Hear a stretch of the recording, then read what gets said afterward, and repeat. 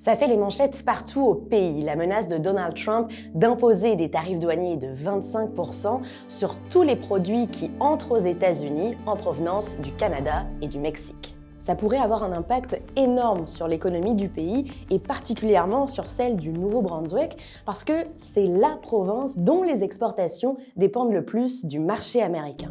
Le Nouveau-Brunswick exporte plus de 92% de ce qu'il produit vers les États-Unis, ça représente 15 milliards de dollars par an.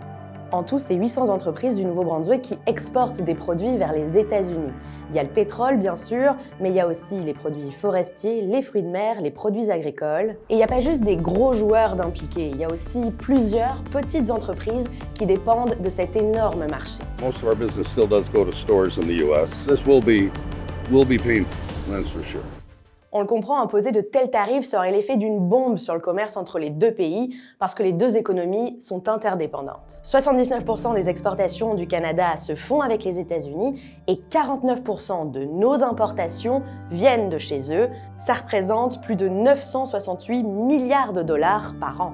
Et en tête de liste de ce qu'on exporte vers les États-Unis, il y a le pétrole et le gaz naturel. Et un bon exemple, c'est la raffinerie de Irving à Saint-Jean. C'est la plus grande raffinerie au Canada. C'est plus de 10 milliards de dollars chaque année pour l'exportation. Prenez un exemple, New Hampshire, Massachusetts, Maine, Vermont. Et demain, s'il y a une augmentation de plus de 25% sur le prix de l'essence, il y a un grand effet sur leur économie et sur notre économie aussi. Bon, faut pas perdre de vue que les premiers touchés par l'imposition de cette taxe, ce seraient les consommateurs américains, parce qu'ils paieraient 25% plus cher tout ce qu'ils achèteraient du Canada. Mais en bout de ligne, ça ferait que nos produits seraient moins concurrentiels. On verra probablement le marché américain se fermer pour la majorité des produits qu'on exporte, qui va faire en sorte que c'est une diminution de nos ventes. On peut donc s'attendre à une baisse de la demande de nos produits, ce qui entraînerait une baisse des revenus, une baisse de la production et peut-être des pertes d'emplois.